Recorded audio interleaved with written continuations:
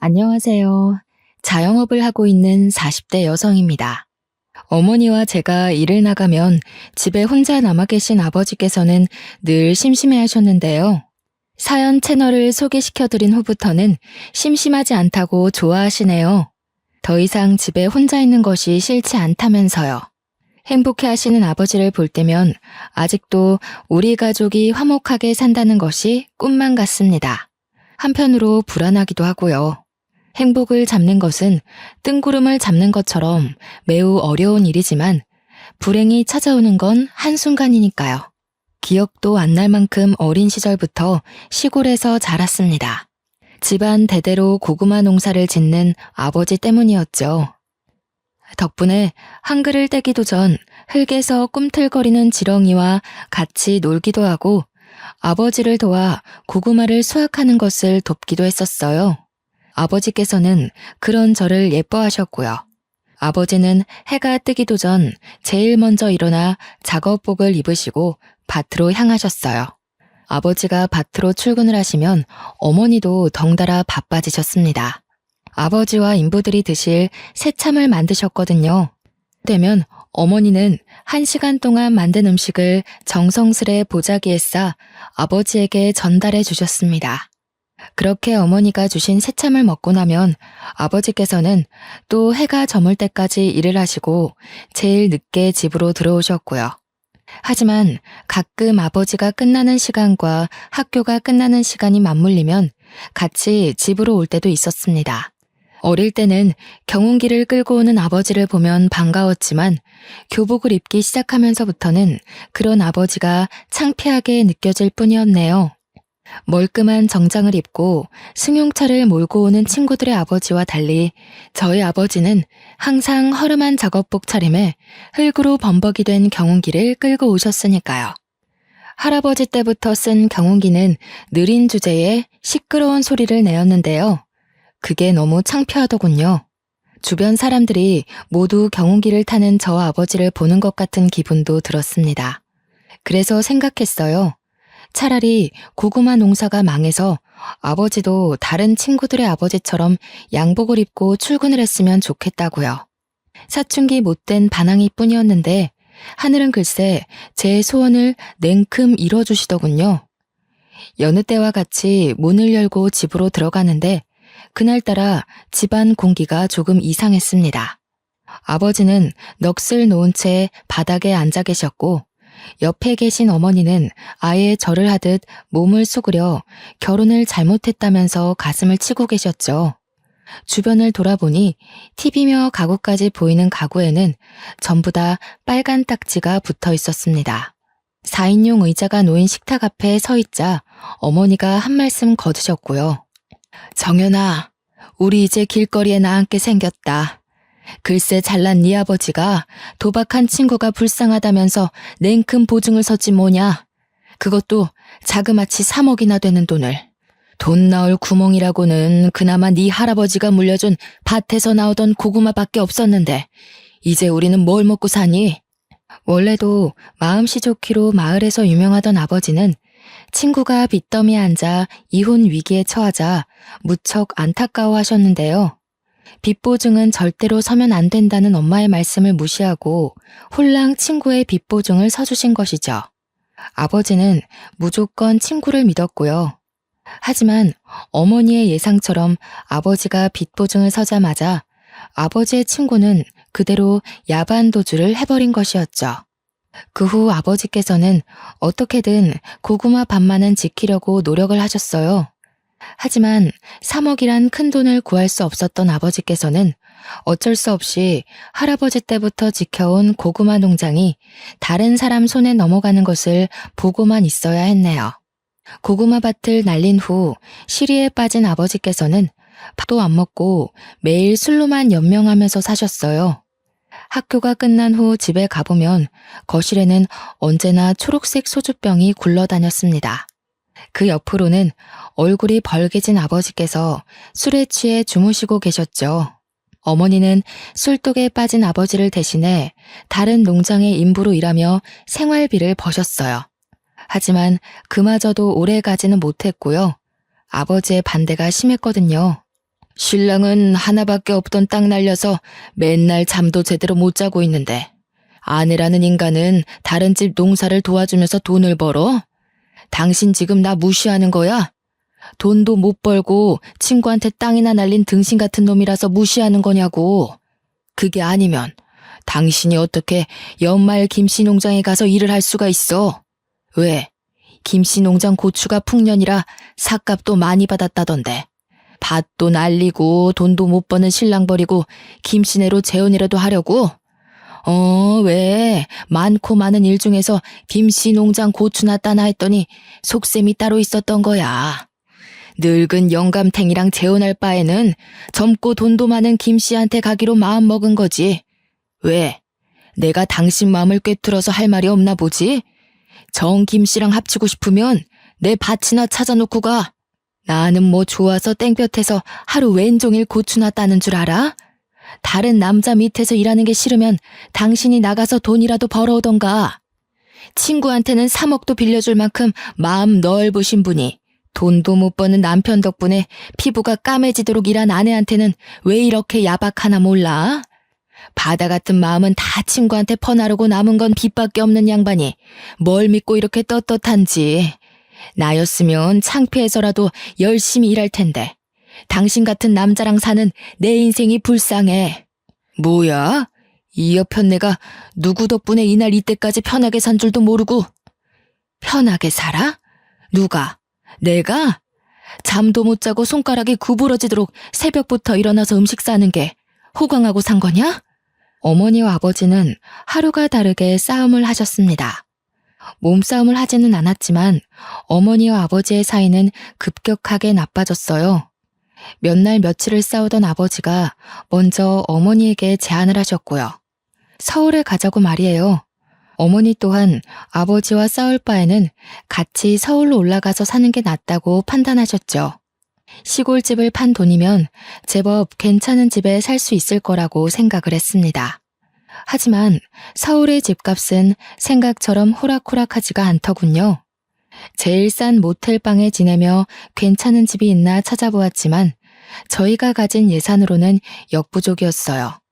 결국 반지하 방으로 들어갔고요. 서울로 올라온 후 아버지는 삼시세끼 마시던 술도 끊고 열심히 살려고 했습니다. 일자리도 열심히 구하셨죠. 하지만 농사 말고 할 줄 아는 게 없었던 아버지가 일자리를 구하는 건 어려운 일이었네요. 할 줄 아는 것이 없던 아버지는 일용직 노동자로 일을 하러 가셨는데요. 그날 일이 있은 후 아버지가 일자리를 구하는 일은 없었습니다. 아버지는 공사 현상에서 불구가 되셨거든요. 공사 현상에서 떨어진 콘크리트를 허리에 정통으로 맞으신 아버지는 손 쓸 틈도 없이 불구 판정을 받으셨어요. 회사에서는 과실을 인정하며 치료비와 보상금을 주었지만 저희 가족은 한숨만 쉴 뿐이었네요. 회사에서 지급한 금액이 아버지의 인생을 책임질 만큼 큰 금액은 아닌 거잖아요. 아버지가 경제활동을 할 수 없게 된 후 어머니와 집안의 생계 유지는 어머니와 저의 몫이 되었어요. 하지만 어머니는 불구가 된 아버지를 돌봐드려야 했기에 어쩔 수 없이 저는 집안의 가장이 되어야 했습니다. 대학교를 가고 싶었지만 다른 선택지가 없었어요. 그래서 고등학교를 졸업한 후 작은 중소기업의 경리로 일하며 집안의 생활비를 책임졌죠. 하지만 고작 경리로 일해 번 월급은 세 식구의 생활비를 하기에는 턱없이 부족했습니다. 그 후 어쩔 수 없이 기초생활수급자를 신청하게 되었고요. 아버지와 함께 시청에 갔을 때는 부끄러움이 온몸으로 느껴지더군요. 마치 경운기를 타고 집으로 돌아가던 고등학교 생활이 생각날 정도로요. 시청 안의 모든 공무원이 저희 부녀를 쳐다보는 것 같은 착각이 들었는데요. 담당 공무원은 가난은 부끄러운 것이 아니니 너무 고개 숙이지 않아도 된다고 말을 해주었습니다. 그러면서 알면서도 자존심 때문에 지원받아야 하는 것을 놓치는 게 오히려 더 바보 같은 것이라고 설명해 주었어요. 그 말을 듣자 참 안심이 되었죠. 그 후에도 몇 번 더 시청을 찾아갔는데요. 그럴 때마다 담당 공무원은 친절하게 응대해주며 말동무가 되어주었네요. 그렇게 시청에서 공무원과 만났던 우연은 길게 이어져 담당 공무원과 저는 부부의 인연을 맺게 되었습니다. 처음 만날 때만 해도 기초수급자라는 것이 걸려 밀어내려고 했지만 남편은 그런 것까지 보듬어 줄 줄 아는 따뜻한 사람이었어요. 끝없이 이해해주고 배려해주는 남편 덕분에 무사히 상견례까지 올 수 있게 된 것이었죠. 하지만 시어머니는 남편과는 영 딴판인 분이셨죠. 시골에서 복숭아 농사를 짓고 있다던 시어머니는 휠체어를 탄 아버지를 보자 눈살부터 찌푸리셨고요. 나도 우리 애를 부잣집 도련님처럼 키운 건 아니라 별 기대는 안 했지만 그래도 불구인 장인어른은 좀 심하지 않나요? 몸이 그래서 일 나가기는커녕 똥오줌도 제대로 못 가릴 것 같구만. 너는 하필 데려와도 저런 덜 떨어진 걸 데리고 와서는 시청에서 같이 일하는 공무원들만 추려도 이보다는 낫겠다. 제가 묻는 말이 기분 나쁠 수도 있지만 그래도 이해해 주셨으면 좋겠습니다. 결혼은 일생에 한 번뿐인 중요한 행사인데 남의 집 마당 뼈다귀 주워 먹던 사람과 결혼시키는 건 아무리 그래도 조금 그렇잖아요. 딸 가진 입장에서 제 마음 이해하시죠? 다리가 저러니 일은 못할 테고 생활비며 돈은 어디서 구해오시나요? 기초수급자는 아닐 거 아니에요. 기초수급자라는 말을 듣자 숨이 콱 막혀왔어요. 어머니와 아버지도 같은 마음이셨는지 시어머니의 물음에 제대로 대답하지 못하셨고요. 그러자 젓가락으로 삼계탕의 날개 부분을 휘젓던 시어머니께서는 저희 가족이 있는 방향으로 젓가락을 던지시더군요. 젓가락이 떨어지며 삼계탕 국물이 얼굴 위로 몇 방울 튀겼지만 그 자리에서 얼굴을 닦을 수도 없었습니다. 이미 화가 잔뜩 난 시어머니께서는 씩씩거리면서 자리에서 일어나셨으니까요. 시어머니는 당장 가방을 챙기더니 급기야 남편을 일으키려 하기까지 했죠. 나는 너 이런 집안에 장가 보낼 생각 없으니까 당장 일어나라. 아무리 결혼할 여자가 없다고 해도 그렇지 어디 데리고 올 여자가 없어서 불구의 기초수급자이기까지 한 집안 여자를 데려와. 그렇게 고르라고 해도 못 고르겠다. 어쩜 꾸질꾸질해도 이렇게 삼박자라 잘 맞아 떨어지는 집 애를 데리고 오다니. 차라리 머리를 깎여서 저를 보내고 말지. 어디 이런 근본도 없는 상놈의 집이랑 사돈을 맺자고 하는지. 그쪽도 그러시는 거 아니죠. 딸내미가 아무 생각 없이 멀쩡한 남의 집 아들이랑 결혼을 한다고 했으면 말려야 되는 거 아닙니까? 기초수급자가 뭐 그리 잘난 게 있다고 뻔뻔하게 휠체어까지 밀고 들어옵니까? 왜요? 우리 아들 데려다가 그쪽 남편 똥오줌 가리는 머슴으로 들이려고요? 창피하게 진짜 왜 그래? 장인어른이랑 장모님 기초수급자이긴 해도 얼마나 열심히 살려고 노력하는 분들인데 장모님은 청소부 일하시면서 돈 버시고 아버님은 집에서 일거리 찾으신다고. 아이고 그래. 남의 변기 닦고 집에서 궁상 떤 돈으로 서울에 집 한 채 뚝딱 살 수 있겠다. 이 멍청한 자식아. 너 저 집에 장가 가면 그대로 노예되는 거야. 없는 집에서 돈도 못 받고 장인어른 똥수발이나 하고 네가 하는 게 염전 노예랑 다를 게 뭐냐? 그깟 사랑? 지금이야 눈 뒤집혀서 다 감당할 수 있다고 해도 그게 몇 년이나 갈 것 같냐? 사랑 그거 잠깐이야. 서울 깍쟁이로 한평생 살아오던 나는 왜 지금 시골 촌구석에서 복숭아 농사나 짓고 있는데? 너는 옆에서 엄마를 봤으면서도 아직도 정신을 못 차려? 그럼 이미 임신했는데 어쩌라고. 뱃속에 생긴 애 지우기라도 할까? 여자한테 잡혀 사는 호구가 어디 있나 했더니 그게 내 아들이었어. 정신 차려 이거사. 수박 안에 씨도 없는 자식이 어떻게 애를 가지게 해? 너 지금 저 불려시 같은 거한테 속고 있는 거야. 시어머니께서는 기어코 못 믿겠다면서 유전자 검사를 해보자고 제안하셨어요. 막무가내로 나오는 시어머니 때문에 저는 임신한 지 3개월 만에 유전자 검사를 하게 되었고요. 결과는 당연히 남편의 아이가 맞았습니다. 그걸 보자 시어머니께서는 발목을 잡혀도 단단히 잡혔다면서 통곡을 하셨죠. 그렇게 유전자 검사를 한 후 결혼을 허락받음과 동시에 시어머니에게 미운 털이 단단히 박히고 말았네요. 임신을 한 탓에 결혼식을 조촐하게 치러줬어요. 하객 또한 가까운 가족들만 모시고 했고요. 부모님께서는 어디서 살지를 제일 많이 걱정하셨지만 남편이 공무원인 턱에 공무원 임대 아파트에 살 수 있었습니다. 시골에서는 주택에서 서울에 올라온 후로는 반지하를 전전하며 살았는데 아파트에 살다 보니 좋은 점이 많더군요. 깔끔한 집 구조와 아침이면 눈부신 햇살을 볼 수 있는 것 모두가 좋았지만 가장 좋았던 것은 깨끗한 화장실을 쓸 수 있다는 것이었어요. 반지하 집에서 살 적에는 여기저기 곰팡이 핀 화장실을 이용했었거든요. 그래서인지 깨끗한 화장실에서 씻을 수 있다는 것이 큰 축복으로 느껴졌죠. 하지만 한편으로 어머니 아버지에게 미안한 마음이 들기도 했어요.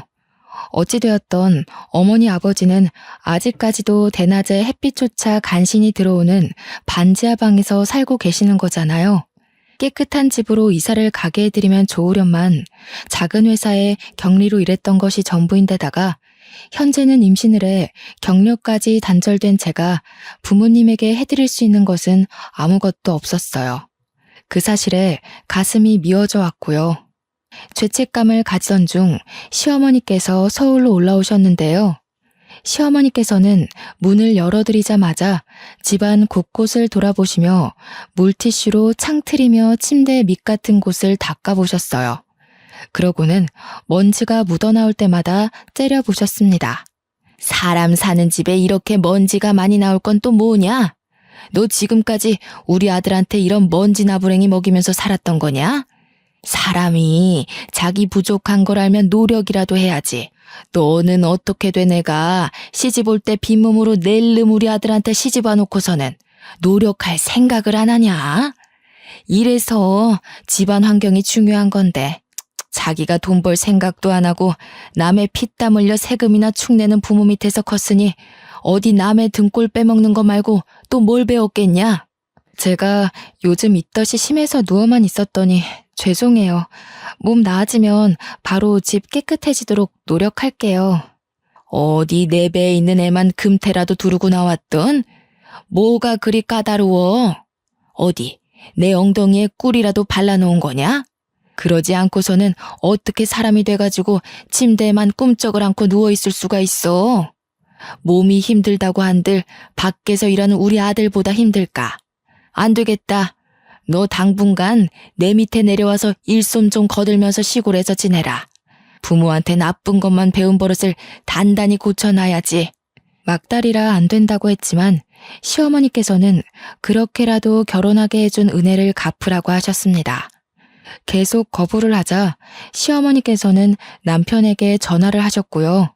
일 시킨다는 이야기를 쏙 뺀 시어머니의 말에 남편은 시골에 내려가 쉬엄쉬엄 놀다 오라며 오히려 시골에 가는 것을 대찬성하는 눈치였어요. 믿었던 동아줄까지 끊겼기에 어쩔 수 없이 막달의 몸으로 시골에 끌려가게 되었죠. 시골에 내려가자 마음의 준비를 할 틈도 없이 지옥이 펼쳐지더군요. 아침부터 복숭아 농장에 할 일이 많다며 5시도 안 되는 시간에 깨웠거든요.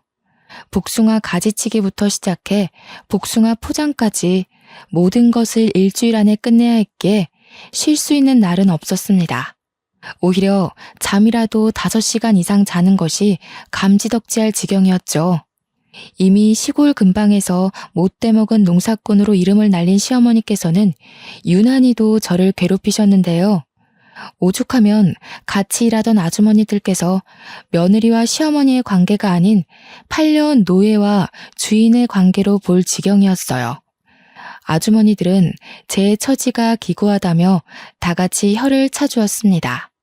그럴 때마다 시어머니는 인기척도 없이 나타나 한마디씩 톡톡 쏘아붙이셨죠.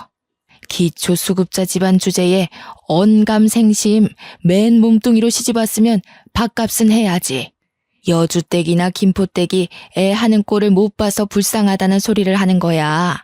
가난하게 태어났으면 눈치껏 빠릿빠릿하게 행동하기라도 해야 되는데 하는 짓은 어디 잔뜩 여물이나 쥐어먹은 소마냥 퍼져가지고 그 꼴 보면 괜찮던 머리가 뇌까지 울린다니까.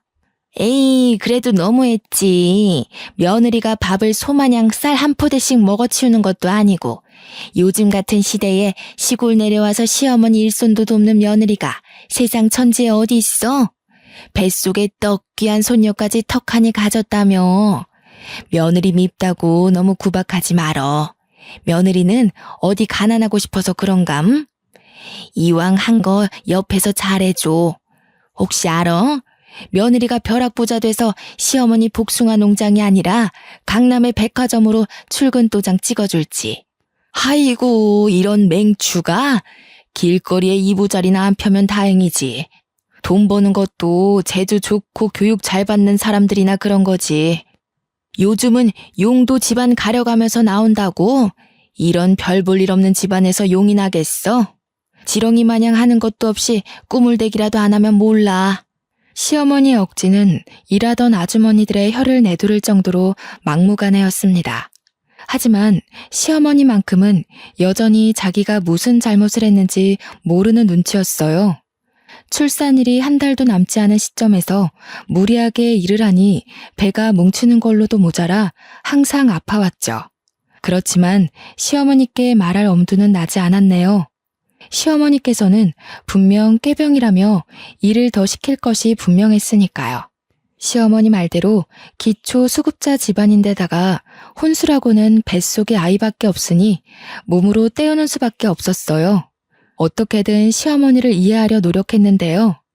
시어머니께서 혼자도 아닌 둘이 지내고 있는 집에 새로운 남자친구를 끌고 들어온 후 그 마음은 불에 타버린 듯 흔적도 없이 사라지고 말았네요. 시어머니의 남자친구를 봤을 때의 충격은 말로 표현하지 못할 정도였어요. 아버지의 돈을 떼먹고 도망가버린 아버지의 친구였거든요. 아저씨를 본 순간 갈비 양념을 묻히던 손으로 다짜고짜 멱살부터 잡았습니다. 왜 우리 아버지의 돈을 뜯어먹고 도망갔냐면서요. 그러자 당황한 아저씨는 시어머니만 쳐다볼 뿐이었어요. 뒤에 있던 시어머니는 당장 떨어지라며 머리채를 잡았죠. 어디 건방지게 시아버지 될 사람의 멱살을 함부로 잡냐면서요. 자초지종을 이야기하자 시어머니께서는 오히려 아저씨의 편을 드셨어요. 저희 가족이 남의 세금이나 파먹는 기초수급자가 된 건 다 저 아저씨 때문이라고요. 그런데도 어떻게 제 편을 들어주기는커녕 아저씨 편을 들 수가 있으세요? 아저씨만 아니었으면 저희 가족 서울로 올라올 일도 없었고 저희 아버지 허리 다쳐서 불구되실 일도 없었어요. 그게 왜 이 사람 탓이냐? 따지고 보면 네 부모가 멍청하게 털컥 보증부터 선 잘못이지. 사기도 멍청한 놈들이나 당하는 거야. 지혜비가 배운 것 없이 멍청한 짓 한 걸 엉뚱한 사람한테 씌우고 있구나. 시어머니께서는 저희 부모님이 멍청해서 당한 거라며 오히려 아저씨 편을 드시더군요. 아저씨 또한 시어머니의 태도에 힘을 얻어서인지 궁금하지도 않은 변명을 터진 입으로 줄줄이 말했고요. 사람이 너무 어이가 없으면 실수부터 터진다고 했던가요? 시어머니 아저씨의 뻔뻔한 태도를 보자 헛웃음이 터져 나왔습니다. 그 모습을 지켜보던 시어머니께서는 드디어 실성을 했다면서 혀를 차셨고요. 시어머니와 아저씨를 노려보고 있는데 갑자기 살살 아랫배가 아파왔어요. 꾀병을 부린다는 시어머니의 말을 들으니 때에 맞춰 양수가 터졌죠.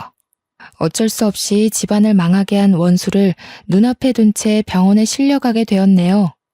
자궁문이 열리지 않은 탓에 제왕절개로 아이를 낳을 수밖에 없었습니다. 남편은 딸을 낳았다는 말에 서울에서부터 한 걸음에 달려왔죠. 남편은 눈도 제대로 뜨지 못한 딸을 안으며 너무 예쁘다며 시어머니에게 넘겨주려 했지만 시어머니는 정색하며 아들을 밀어냈어요. 고추도 안 달고 나온 거 뭐가 예쁘다고 안아보냐? 애는 자연분만 해야 머리도 똑똑하고 잘 산다고 하던데 하필 처대를 제왕절개로 낳을 건 뭔지. 에휴, 보나마나 지혜미 닮아서 멍청하기만 하겠지. 너는 살림 미천 낳아놨으니 몸조리 다 하면 아들이나 하나 더 낳아라. 쓰레기장에서 주워왔어도 저도 암탉이라고 애는 낳을 수 있으니 아들도 금방 낳겠지. 너도 바보처럼 자꾸 애한테 정주지 말고. 손자놈 태어나면 질투할 게 뻔한데 벌써부터 오냐오냐 하면서 버릇 나쁘게 길들이지 말어라. 시어머니는 딸아이가 꼴도 보기 싫다는 듯 굴었지만 남편은 그저 자기 자식이 태어났다는 것만으로도 좋다며 해벌쭉 웃음을 지었어요. 그 모습을 본 시어머니는 한숨을 푹푹 내쉬었고요. 그러고는 남편에게 몇 푼 되지도 않는 공무원 생활을 때려치고 시골로 내려와 같이 복숭아 농사나 짓자 하더군요. 반대했지만 민원인으로 스트레스를 받던 남편은 시어머니의 제안을 수락했습니다. 청청병력 같은 소식이었어요. 아이만 낳으면 서울로 돌아갈 수 있다는 생각 하나로 이악 물고 버텼는데 이 지옥 같은 곳에서 계속 살아야 되는 거잖아요. 딸아이와 함께 서울로 올라온 후 남편을 설득하기 위해 노력했죠. 하지만 남편은 집에서 신랑이 벌어다주는 돈으로 편하게 사는 사람은 자기 마음을 이해하지 못한다면서 오히려 타박을 하였네요. 그러면서 자기는 기초생활수급자인 부모님을 둔 것도 이해해 주었으니 이 정도는 그냥 덮고 넘어가자고 했고요. 시골에서 내려온 후로는 시어머니 댁에서 살게 되었습니다. 남편은 공무원 옷을 벗고 난 후 밀린 잠을 다 자는 듯 12시가 넘어서야 간신히 일어나 점심을 먹었어요. 남편의 수면 시간은 서울에 살 때보다 늘어났지만 저는 그 반대였네요. 아이에게 모유를 먹이고 아침 준비를 하고 농사일을 거들려면 6시에 일어나는 것도 벅찼거든요. 한숨도 자지 못하는 것도 꼭두 새벽부터 일을 하는 것도 모두 다 힘들었지만 정말 힘든 것은 따로 있었어요. 아버지를 기초수급자로도 모자라 불구로 만들어버린 아저씨와 같이 사는 일 말이에요. 시어머니께서는 아예 아저씨와 결혼이라도 할 것처럼 굴며 얼마 전부터는 살림까지 합치셨죠. 처음에는 미안한 기색을 보이며 설거지라도 하려던 아저씨는 어느 순간부터 시아버지 노릇을 하며 여기저기 부려먹었습니다. 이제라도 돈을 갚으라고 말을 해도 배째라는 식으로 굴며 자신도 알거지라고 말을 하더군요. 그러면서 오히려 자기한테 감사의 인사를 하라는 말까지 했어요. 자기 때문에 기초수급자가 돼 나라 돈을 받으면서 편하게 사는 거라면서 말이에요. 기가 막히고 코가 막혔습니다. 아저씨의 등장은 가뜩이나 가시밭길인 앞길의 장애물 같은 존재였죠. 오히려 복숭아 농장에서 일을 하는 것이 휴식처럼 느껴질 정도였고요. 아이가 돌이 지나고 5살이 될 때까지 시골에서의 삶은 고단함의 연속이었어요. 그러던 중 서울에 계신 어머니께서 제가 있는 시골로 내려와 살고 싶다는 이야기를 하셨습니다. 서울 반지하에서 햇빛도 못 보면서 살 바에는 차라리 시골로 내려가 햇빛이라도 보면서 살고 싶다는 것이 어머니의 의견이었어요. 저 또한 어머니의 의견에 동의를 했고요. 그래서 시댁이 뒤집히는 일이 있더라도 꼭 부모님을 시골로 모셔오리라고 생각을 했어요. 시댁으로 가 부모님을 모시고 오겠다고 하자 남편과 시어머니는 펄쩍펄쩍 뛰면서 반대를 했네요. 아니, 너는 생각이 있는 거냐 없는 거냐? 지금도 일손이 없어서 죽겠는데 몸뚱이도 성취하는 내 부모 내려와봐라. 우리 농장 일은 누가 하나? 가뜩이나 애도 어린데 꼭 장모님이랑 장인어른까지 모셔와야겠어. 두 분이 여기 오시겠다는 이유가 뭔데? 당신들 서울에서 적적하게 살기 싫으니까 내려오겠다는 거잖아.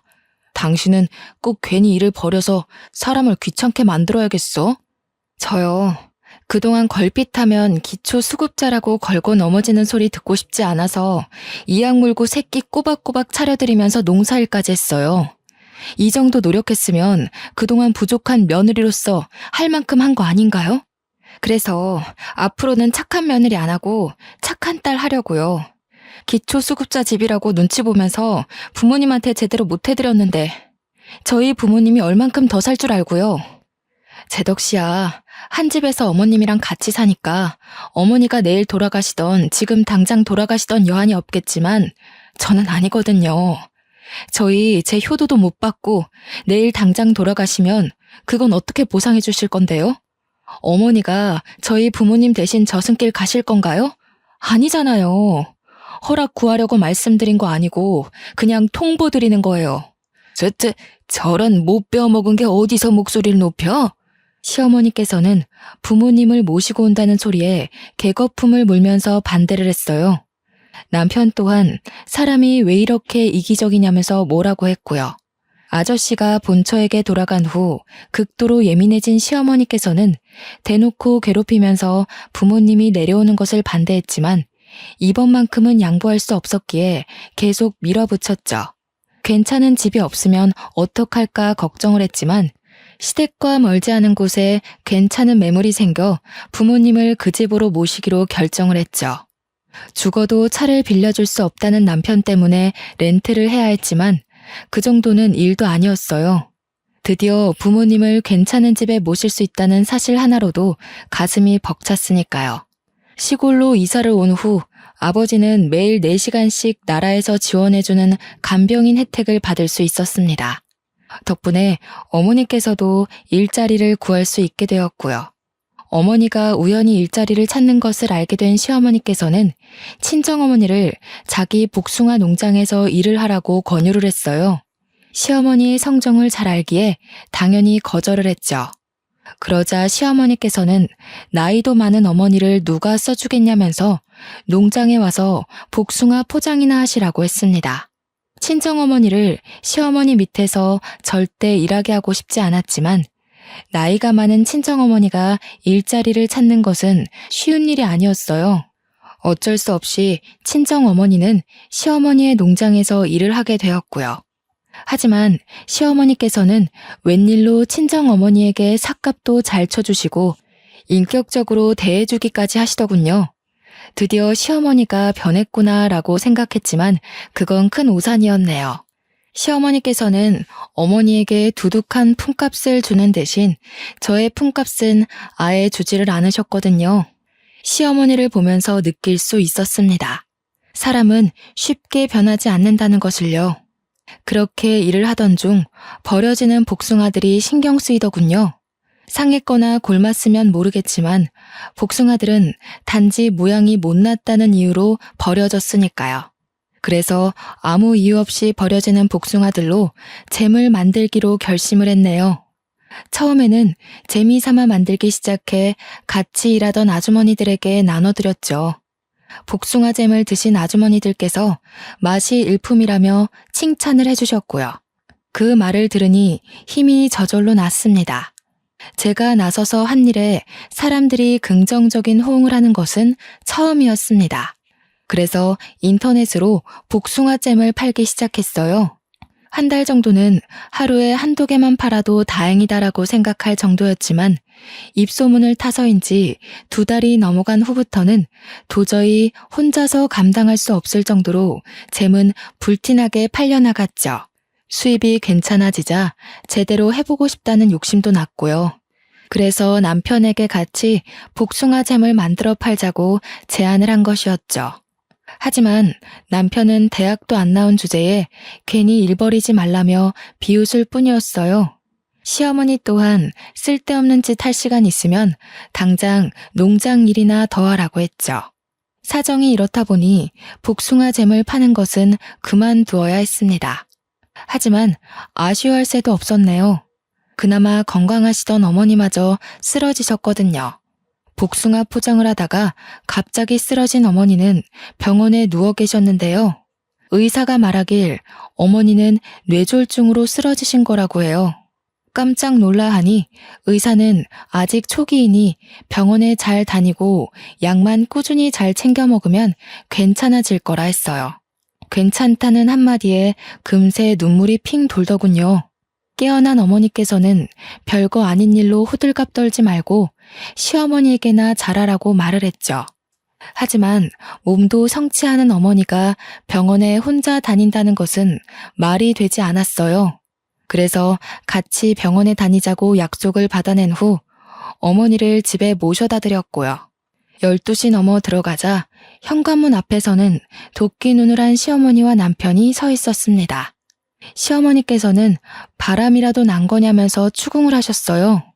남편은 여자가 일찍 집에 들어와 집안일을 해야지 어디를 싸돌아다니냐고 화를 냈고요. 시어머니와 남편 모두 오해를 하는 것 같아 병원에서 있었던 일을 말했어요. 그런데 걱정할 거라는 예상과는 다르게 시어머니께서는 등짝까지 때리며 뒷목을 잡으셨죠. 아니 그럼 네 엄마가 뇌졸중이라는 말이냐? 세상에 재수가 없어도 유분수지. 제일 바쁜 날에 이게 무슨 일이람? 그래서 너는 멍청하게 계속 병원에 앉아 있었고 못 사는 집에서 시집을 왔으면 보잘것없는 지엠이 버릴 줄도 알아야지. 멍청하기가 아주 이루 말할 수가 없구나. 너 없으면 농장 일이며 집안일이며 할 사람 없는 거 뻔히 알면서 그걸 알고도 편하게 누워있는 애미 옆에 있다가 와? 그럴 거면 시집을 오지 말고 아파서 갤갤거리는 네 부모 시다 노릇이나 하면서 살았어야지. 너 때문에 여기 피해자가 몇 명이냐? 진짜 너무하세요. 다른 것도 아니고 저희 엄마 아파서 병원 다녀온 건데 그게 그렇게 고가우세요? 아니면 돈도 안 주고 편하게 부려먹던 노예가 도망가서 화가 나신 거예요? 돈도 벌 만큼 버시면서 그렇게 야박하게 나오는 거 아니에요. 어떻게 다른 사람도 아니고 친정 엄마가 아픈데 버리고 오라고 말을 할 수가 있으세요? 그럼 만약에 어머니 아프면 저 사람한테도 어머니 버리고 오라고 말하면 되는 건가요? 돈 쓰는 게 그렇게 아까우시면 괜한 사람 잡지 마시고 집에서 놀고 먹는 거밖에 할 줄 모르는 아들한테 일을 시키세요. 시어머니는 기가 차다는 듯이 헛웃음을 지을 뿐이었어요. 옆에 있던 남편은 냅다 뺨을 갈겼고요. 얼굴이 돌아가고 이내 화끈거리는 통증이 왼뺨에 퍼지기 시작했는데요. 그 순간 아무 생각도 나지 않고 황당할 뿐이었어요. 기초 수급자인 게 뺨을 맞을 정도로 큰 죄인가 생각이 들었고요. 당신 이렇게 되바라지고 지멋대로인 여자인 줄 알았으면 애초에 결혼도 안 했어. 없이 살아서 조금만 구슬려서 옆에 끼고 있으면 편하게 살 줄 알았는데 어디 할 말이 없어서 하늘 같은 남편한테 돈을 벌어오라고 해? 잘못했다고 싹싹 빌어도 모자랄 판에. 장모님이 그렇게 모시고 싶으면 지금 당장 나가. 나도 당신 아니면 예쁘고 좋은 여자 만나서 새 출발할 수 있으니까. 세상에 예쁘고 착한 여자가 미쳤다고 당신 같은 백수에다가 배 나온 아저씨랑 사냐? 하늘도 하늘 나름이어야 대접을 해주지. 하늘에서 맨날 똥덩어리만 떨어지는데 어떻게 귀하게 대접해주냐? 그리고 요즘에는 땅값이 금값인 거 몰라? 하늘 그거 높아봐야 돈도 안 돼. 나도 이렇게 된 거 당신 같은 사람이랑 못 사니까 깔끔하게 갈라서. 신땀한 헌신이 제 발로 나가준다는데 우리야 아주 고맙지. 당장 내일 중매쟁이한테 전화나 넣어봐야겠다. 우리 아들 곧 혼자 된다고. 혹시나 해서 말하는데 나갈 거면 저 짐덩어리도 같이 데리고 가라. 우리 아들 새장가 갈 때 방해될 수도 있으니까. 시어머니는 딸아이를 가리켰습니다. 오히려 감사했죠. 자기 아들 핏줄이라며 절대 안 내줄 줄 알았는데 딸아이를 그냥 넘겨주다녀. 다음날 친정 부모님 댁에서 눈을 뜨자 홀가분함이 제일 먼저 느껴졌습니다. 더 이상 꼭두 새벽에 일어나 남이 먹을 밥을 하지 않아도 되는 거잖아요. 이혼을 하면 이제 남아도는 것은 시간이었기에 다시 복숭아잼을 만들어 팔기로 마음을 먹었는데요. 메일을 확인하니 어떤 사람에게 연락이 왔더군요. 자신의 농장에서 나는 복숭아로 잼을 만들면 안 되냐면서요. 좋은 기회였기에 당연히 승낙을 했죠. 그런데 알고 보니 그 농사꾼의 정체는 시어머니가 그렇게 싫어하던 앞마을 복숭아 아줌마였습니다. 복숭아 아줌마는 저를 보자 시어머니가 있는데 괜찮냐고 되물었지만 이혼할 사이니 괜찮다고 대답을 한 후 아줌마의 제안을 흔쾌히 받아들였죠. 남편과는 협의 이혼을 하기로 결정을 했습니다. 딸아이가 있었기에 3개월이란 이혼 숙려 기간이 있었는데요. 마음 같아서는 숙려 기간이고 뭐고 당장 갈라서고 싶은 마음이 굴뚝 같았죠. 하루라도 빨리 징글맞은 시댁과 남이 되고 싶었으니까요. 남편은 그 후 마을에서 제멋대로 여자를 만나며 돌아다녔어요. 꼭 보여주기라도 하듯이 여자를 데리고 올 때면 친정 부모님 집 앞으로 지나갔고요. 정말 유치하기 짝이 없었습니다. 홀로 서기를 시작한 후 경제적인 것이 가장 걱정이 되었지만 오히려 시댁에 있을 때보다 지갑이 무거워졌어요.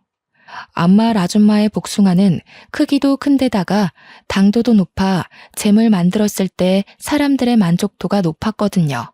맛있게 만들어진 잼은 급격히 상승하는 수입으로 연관이 되었고요.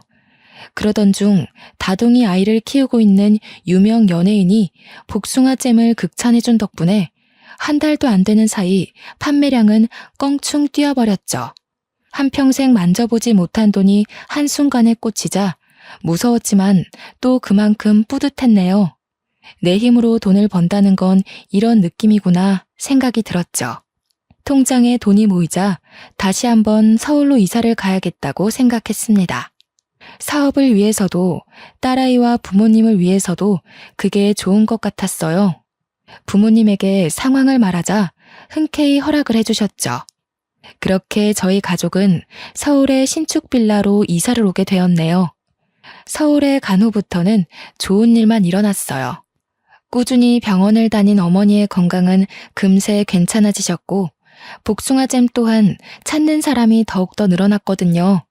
덕분에 예전에는 쳐다도 못 보던 외제차를 살 능력까지 되었죠.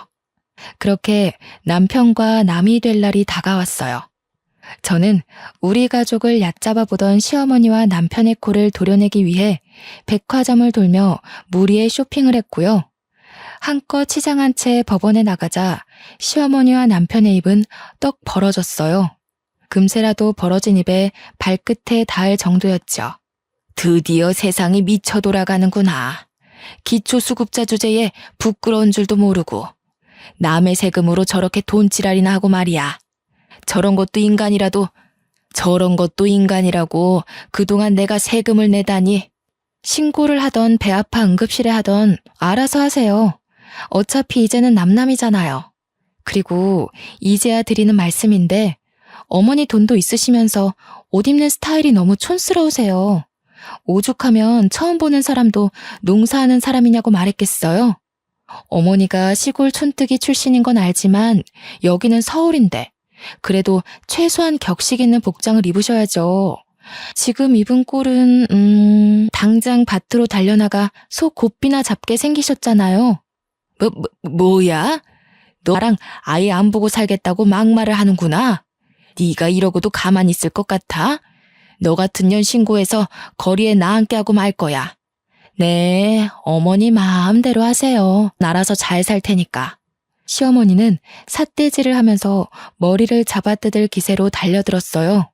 남편은 그런 시어머니를 말리며 말을 가려 하라며 호통을 쳤고요. 상대할 가치도 없어 무시하는데 타이밍 좋게 어머니가 외제차를 끌고 등장하셨습니다. 부잣집 사모님같이 꾸민 어머니의 모습을 본 시어머니는 너무 놀라 뒤로 자빠지셨고요. 거지 주제에 무슨 돈이 있어서 저런 비싼 차를 산 거야? 너 이제 하다하다 도둑질까지 하는 거냐? 아범아, 당장 경찰서에 전화부터 넣어라. 남이 낸 세금으로 호강하던 기초수급자들이 이제 도둑질까지 한다고. 저런 것들은 깜빵에 쳐넣어야 되는 거야. 그래, 분수에 맞지도 않는 비싼 옷 입을 때부터 알아봤어야 하는 건데 내가 이럴 줄 알았지. 남의 돈에 손 뻗을 생각까지 하고 돈독에 아주 발끝까지 뻗쳤구나. 거지가 돈 욕심내면 어떻게 되는지 톡톡히 알려줘야지. 우리 딸이 돈 벌어서 산 건데 무슨 문제 있소? 그러게, 사돈도 우리 딸내미가 같이 잼 만들자고 했을 때 동참을 하셨어야죠. 괜한 사람 누명 씌워서 가뜩이나 일 많은 경찰들 피곤하게 하지 말고 그냥 가던 길 마저 가세요. 복숭아잼 이야기를 듣자 시어머니 안색은 한순간에 퍼렇게 질리셨어요. 충격이 어찌나 크셨는지 112가 찍힌 핸드폰까지 바닥에 떨구셨고요. 그러더니 시어머니께서는 이렇게 외치셨습니다. 이 이혼은 무효야. 그동안 내가 너를 얼마나 많이 도와줬는데 뼈 빠지게 고생한 시애미를 모른 척해? 뼈가 삭으셨으면 가서 사골국이나 푹 삶아 드세요. 괜히 헛소리나 찍찍하지 마시고. 이제 치매까지 오신 거 아니에요? 고생은 제가 다 했는데 왜 생색은 어머니가 내세요? 그 닭부리 같은 입으로 쪼던 것도 도와준 거라고 생각하시는 거예요? 마음 같아서는 가사노동한 것까지 물어서 위자료 청구하고 싶지만 그래도 같이 산정을 생각해서 참는 거예요. 고마운 줄이나 아세요. 옷을 탁탁 털고 어머니가 몰고 온 외제차에 올라타자 온몸으로 통쾌함이 느껴졌습니다. 드디어 기초 수급자라고 무시하던 시어머니와 남편에게 제대로 복수를 해준 것이잖아요. 그 후 남편은 몇 번이나 전화해 재결합을 하자고 요구를 했어요. 딸아이를 생각해 부부의 인연을 이어가자면서요. 알고 보니 남편은 사업을 한다고 설치며 시어머니 농장의 절반을 홀랑 팔았던 것이었죠. 하지만 끈기도 없고 게으른 남편이 사업을 해 잘 된다는 건 말이 안 되는 일이었죠. 시어머니 또한 남편과 합세하여 은혜도 모른다며 욕설을 퍼부었는데요. 그냥 두 모자를 차단했네요. 현재 저는 개인 사무실과 작은 공장을 가질 정도로 잘 나가고 있답니다. 깨끗한 집으로 퇴근 후 가족들과 즐거운 시간을 보내고 있고요. 혼자서 돈을 벌어보니 알겠더군요. 세상에 돈이 전부는 아니지만 나를 지키고 더 나아가 소중한 사람을 지키기 위해서는 꼭 돈이 필요하다는 걸요. 현재 시댁에 대한 스트레스를 받는 분들이 계시다면 꼭 자기 힘을 돈부터 벌어보셨으면 좋겠습니다. 경제적 독립을 해야 내 목소리를 낼 수 있는 힘이 생기는 법이거든요. 아무튼 저의 긴 사연 들어주신 여러분 감사합니다.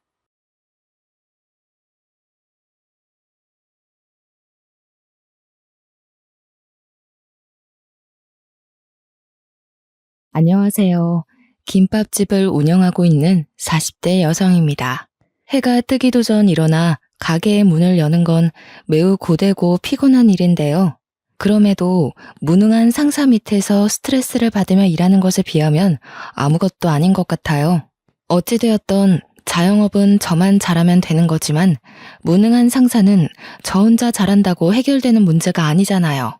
한 차례 힘겨운 사회생활을 겪고 나니 김밥집을 운영할 수 있는 현재가 얼마나 감사한 일인지 느껴지게 되네요. 기억이 나지 않을 만큼 어릴 적부터 어머니는 꼭두새벽부터 일어나 김밥을 마셨어요. 그래서 몸에서는 항상 김밥 냄새가 묻어 있었고요.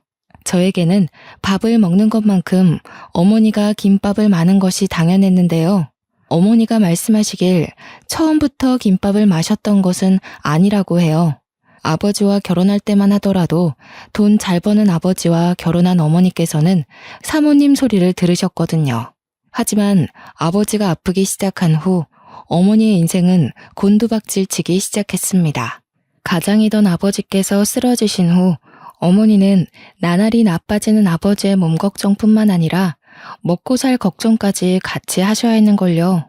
외가댁도 친가댁도 어머니에게 도움을 줄 수 있는 상황이 아니었기에 어머니는 어쩔 수 없이 집안의 가장이 될 수밖에 없었죠. 그래서 어머니는 있는 돈 없는 돈을 끌어모아 분식집 장사를 시작하게 된 것이었답니다. 다행히 어머니께서 손맛 좋기로 유명한 덕에 먹고 살 만큼의 돈을 벌 수 있었고요. 오빠는 유난히도 공부를 잘했었는데요.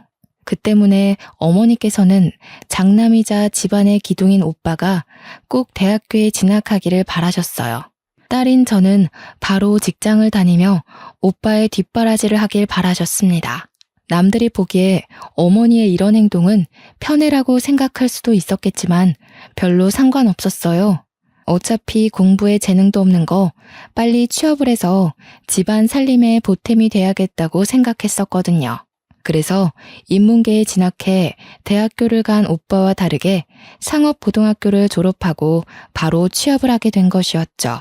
하지만 직장을 다닌다고 해서 집안 살림이 예전보다 눈에 띄게 좋아지는 것은 아니었네요. 작은 중소기업 경리의 월급은 푼돈에 가까웠기에 그저 오빠의 용돈을 보태줄 정도였습니다. 오빠 또한 집안 사정을 알기에 장학금을 받기 위해 악착같이 애썼고 방학이 되면 상하차 일과 과외 일을 병행하면서 모자란 학비와 생활비를 충당했어요. 처음에는 별 볼 일 없는 푼돈이라고 생각했지만 몇 해가 지나니 저희 집에서도 제법 돈이 모이더군요. 가족들 모두 돈을 허투루 쓰지 않았기에 가능한 일이었습니다. 집안 사정이 좋아진 후 어머니께서는 제일 먼저 15년째 세를 내고 있던 상가를 매매하셨죠. 그 후 15년 동안 한 떡볶이 장사가 질린다며 김밥 장사로 업종을 변경하셨고요. 갑작스러운 업종 변경에 걱정이 되기도 했죠. 어머니의 떡볶이는 동네에서 알아주는 맛집으로 소문이 났었으니까요. 하지만 장사가 안 될 것 같다는 걱정이 무색하게 어머니의 김밥은 불티나게 팔려나가기 시작하더군요. 텔레비전에 소개가 될 정도로요. 덕분에 한평생을 좁고 후미진 단칸방에서 살던 저희 가족은 처음으로 아파트에서 살 수 있게 되었네요. 넓고 쾌적한 아파트로 이사를 가고 손님들은 끊임없이 넘쳐났지만 그렇다고 기쁜 일만 있는 것은 아니었답니다. 다른 가게들의 질투가 어마무시했는걸요. 파리가 날리는 다른 식당들과 다르게 어머니가 운영하는 김밥집만 유독 장사가 잘 되었죠. 가게 앞에 있던 중학교가 방학을 해도 어머니의 김밥집만큼은 매번 사람들로 북적거렸습니다. 그걸 본 근처 식당 주인들은 급기야 어머니의 가게를 탐내기까지 했어요. 원하는 대로 웃돈을 얹어줄 테니 자신에게 가게를 팔라면서요.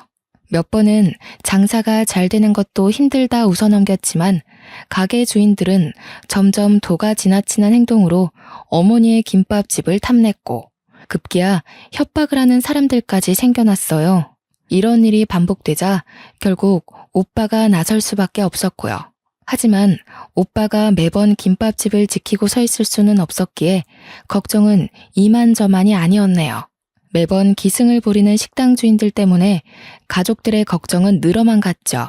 그러던 중 한 부동산 중개인이 나타나 어머니에게 상가를 넘기라 말을 하더군요. 어머니가 정중하게 거절했지만 중개인은 오히려 더 무대뽀식으로 나오며 가게를 매매하지 않으면 절대로 안 나가겠다는 고집까지 부렸어요. 이봐요 아줌마, 김밥 장사해서 아파트 샀으면 됐지 왜 자꾸 욕심을 부리세요? 자꾸 욕심 부리지 마시고 제가 가게 가격 잘 쳐드릴 테니까 이만 가게 파시고 다른 곳으로 이사가서 김밥을 말던 튀기던 마음대로 하세요. 어차피 이 동네 사람들 아줌마만 보면 눈 벌게 져서 괴롭히려고 난리인데 몰상식한 사람들한테 시달릴 바에는 가격 짭짤하게 받고 다른 곳 가서 새 출발하는 게 낫잖아요. 말은 감사하지만 저는 다른 곳으로 이사갈 생각도 없고 이 가게 팔 생각도 없어요. 다들 저희 가게를 왜 그렇게 탐내는지는 모르겠지만 여기는 제가 15년 동안 일해서 매매한 소중한 가게예요. 돈을 떠나서 소중한 공간이니 손님으로 오실 게 아니면 더 이상 저희 가게 안 오셨으면 좋겠네요. 참 어이가 없어서. 이봐요 아줌마, 지금까지 그런 식으로 감정팔이하면서 장사했어요? 가게 산 금액에 웃돈까지 두둑하게 얹혀서 준다잖아. 그럼 군말 없이 팔면 될 것이지 추억이니 소중하니 하면서 사람 기분 잡치게 만들어요? 팔던 안 팔던 그건 주인 마음이죠. 아줌마가 뭔데 팔라 말라 훈수를 두세요? 가게를 팔지 않는다는 소리에 부동산 중개인은 본색을 드러내며 어머니에게 따지기 시작했어요. 보다 못해 나서자 부동산 중개인은 헛웃음까지 뱉으며 오히려 저희 모녀를 돈에 미친 사람으로 몰고 갔고요. 정작 몰상식한 사람은 남의 가게에 함부로 들어온 자신인데 말이에요. 좀만 있으면 돈이라도 더 받을 수 있을 것 같아서 계속 버티고 서 있나 본데 아줌마 정신 차려요. 여기서 가격 이만큼 더 쳐줄 수 있는 사람 나밖에 없어요. 지금이야 장사 잘 되니까 주변에서 파리만 쫓던 주인들이 들락날락거리면서 얼마나 파네 마네 하겠지. 근데 그거 얼마나 깔 것 같은데요? 콧대 높아져서 돈 더 받으려고 배짱 부리나 본데 거품 꺼져봐. 누가 이 코딱지만한 가게 쳐다나 보나. 그러니까 거품 빠질 코딱지만한 가게를 왜 그렇게 살려고 하시냐고요. 아무리 자리가 좋아도 주인이 싫다고 하면 그만 아닌가요? 저희는 웃돈이 아니라 억만금을 가져다 준다고 해도 이 가게 팔 생각 없으니까 당장 나가세요. 이봐요 아가씨, 내가 아가씨 엄마 버린 사람인데 어디다 대고 나가라 말아야. 이 동네에서 나한테 밉보이면 살기 힘들 텐데 아가씨 자신이 있어? 먼저 몰상식하게 나온 분이 누구신데요? 경찰서에서 주무시고 싶으시면 더 해보세요. 저희도 영업방해로 신고하면 그만이에요. 경찰 이야기까지 나왔지만 부동산 중개인은 협박까지 하며 끈질기게도 버티고 있더군요. 부동산 중개인과의 실랑이는 오빠가 김밥집에 온 이후에야 정리가 되었습니다.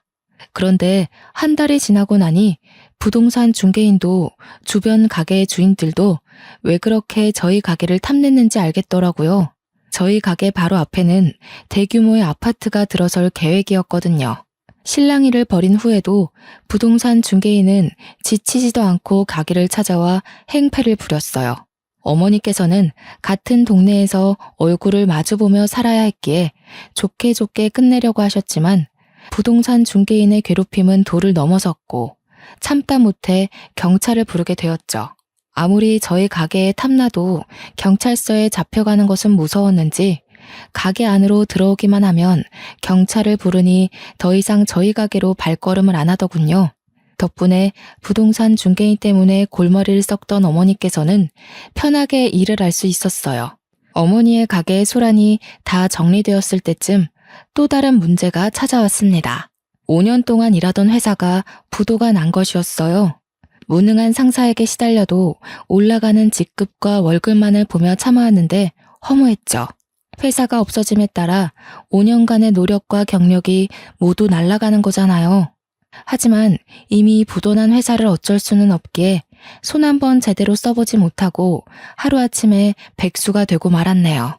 어머니께서는 그동안 고생했다며 쉬기를 바라셨지만 새벽부터 고생한 어머니를 그냥 둘 수가 없었기에 김밥 장사를 같이 시작하게 되었는데요. 의외로 김밥 장사가 적성에 잘 맞더군요.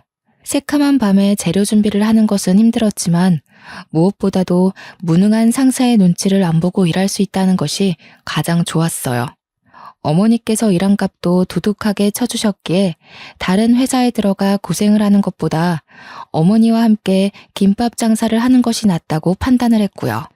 매번 옆구리가 터지던 김밥을 마는 것에 요령이 생길 때쯤이었어요. 5개월 동안 같은 자리에 앉아 김밥을 주문하던 남자가 번호를 물어보았죠. 저 또한 그 남자가 마음에 들어 번호를 주었습니다. 어머니께서는 잘 알지도 못하는 사람에게 번호를 주었다며 꾸중을 하셨지만 앞 건물 철물점에서 일하고 있는 남자의 모습을 보았기에 아무런 걱정 없이 만남을 시작하게 되었네요. 남자와 만난 지 5개월이 되었을 때쯤 결혼을 결심하게 되었어요. 어릴 때 가족이라고는 어머니와 오빠뿐이어서인지 결혼이 빨리 하고 싶었거든요. 다행히 남자 또한 결혼을 빨리 하고 싶어 했죠. 결혼을 무척이나 하고 싶어 하던 저였지만 남자의 어머니를 뵈러 간 순간 결혼을 망설이게 되었습니다. 남자의 홀어머니는 저희 가족을 끔찍이도 괴롭히던 부동산 중개인이었거든요. 부동산 중개인 또한 저를 보더니 많이 놀란 눈치였어요. 남자가 결혼 이야기를 꺼냈을 때는 밥숟가락을 놓칠 정도였죠. 부동산 중개인의 반응 때문에 남자와의 결혼은 물 건너갔다고 생각했습니다. 그렇지만 아쉬운 것은 없었는걸요. 남자를 사랑하기는 했지만 어머니의 가슴을 아프게 하면서까지 결혼을 하는 것은 말이 안 되는 이야기니까요. 그런데 예상 밖에도 부동산 중개인이 먼저 저희에게 결혼 이야기를 꺼내시더군요. 우리의 처음 인연이 좋은 건 아니었지만 그렇다고 나는 이 결혼을 반대할 생각은 없어요. 그때는 내가 아파트 들어선다는 소리에 눈이 뒤집혀서 막무가내로 굴기는 했지만 생각해보니까 내가 너무했더라고. 아가씨네 어머니가 무지막지하게 떼돈을 버는 사람도 아닌데 코딱지만한 가게 가지고 난리쳤던 게 창피하기도 하고 너무 늦게 말해서 민망하지만 그래도 사람 된 도리로 할 건 하고 살아야지. 이제 가족도 될 사이인데 저번 일은 내가 미안해요. 아니에요. 제가 더 죄송하죠.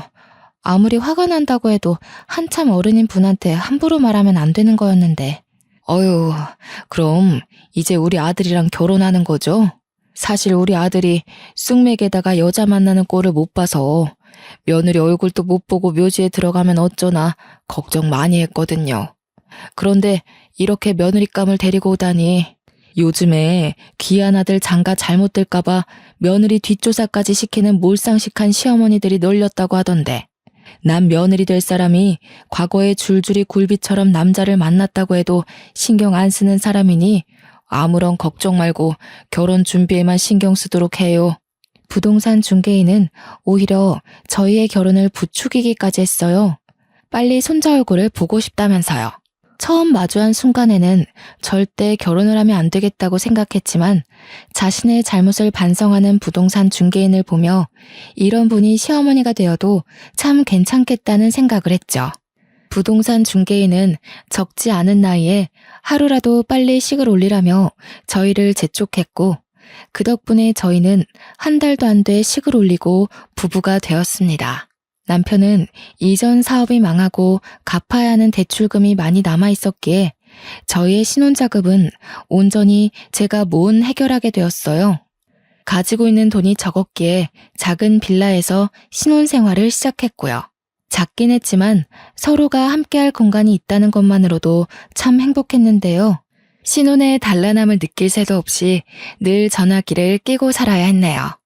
시어머니께서는 매일같이 전화를 거셨거든요. 저에게는 친정어머니가 몰래 쥐어주신 5천만 원이 있었어요. 어머니께서는 그 돈을 결혼자금에 보태 쓰라고 하셨지만 어머니가 얼마나 고생해서 번 돈인지 알기에 차마 쓰지를 못하겠더군요. 그래서 5천만 원을 통장에 넣어놓고 꽁꽁 숨기게 된 것이죠.